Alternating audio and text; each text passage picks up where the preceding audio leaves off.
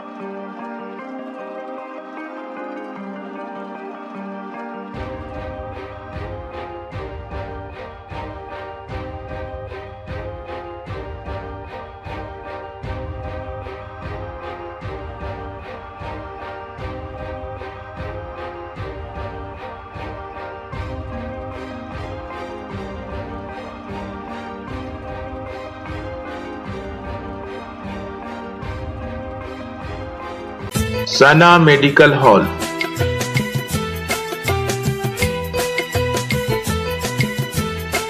%10 discount on every medicine.